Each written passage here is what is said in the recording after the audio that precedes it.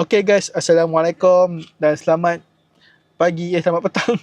So, video kali ni aku nak scan aku punya car pakai OBD2 Tools yang aku beli hari tu. So, OBD2 Tools ni aku dah cocok. Ni OBD Tools dia.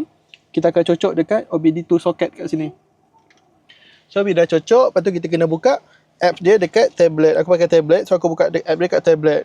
So, bila dah buka app dekat tablet, so apa yang kita perlu lakukan, kita akan buat system scan. Okay, so dia akan scan kita punya kereta, tengok apa problem ke apa ke. Itu bukan kereta Audi. Itu apa? Porsche. Okay. So aku akan proses scanning. So kita mengharap kita akan detect problem dia. Tengok. InsyaAllah dia akan jumpa problem sebenar kereta ni. Kalau jumpa. But tiba-tiba dia punya tak naik pula warning light. So kita akan tunggu sampai dia siap. Bagusnya Think Diox 2 ni, dia ada spesifik kereta. Macam dia akan scan, kalau macam kita Q3, dia akan scan untuk Q3 punya. So dia akan detect semua Q3 punya sensor.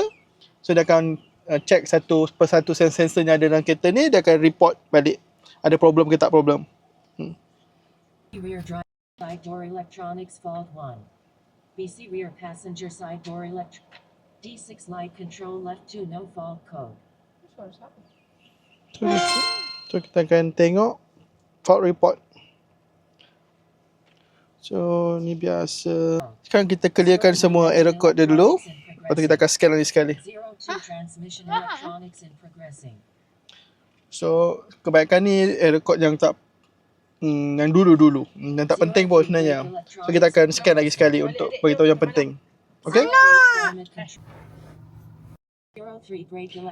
Okay, lepas kita clearkan error code tadi, lepas tu ni aku scan lagi sekali untuk make sure error sebenarnya.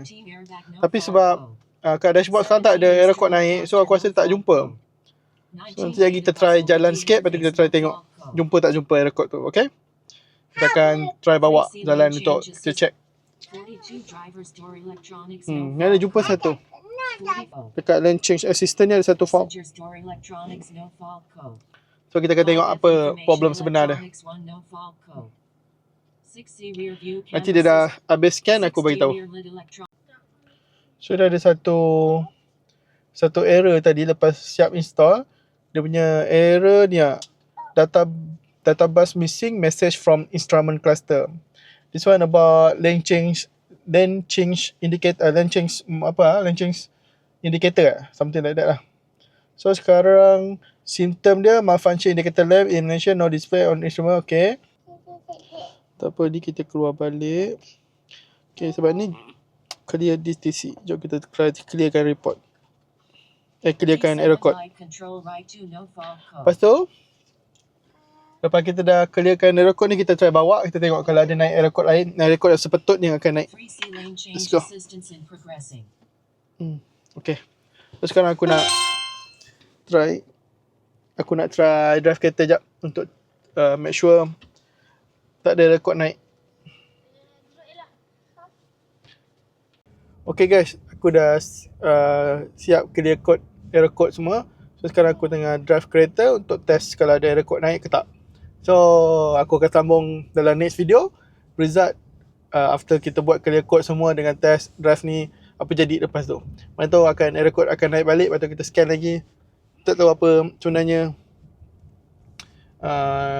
sebenarnya problem kereta ni sampai semua warning light naik kat dashboard. Jumpa lagi dalam next video. Bye bye. Assalamualaikum.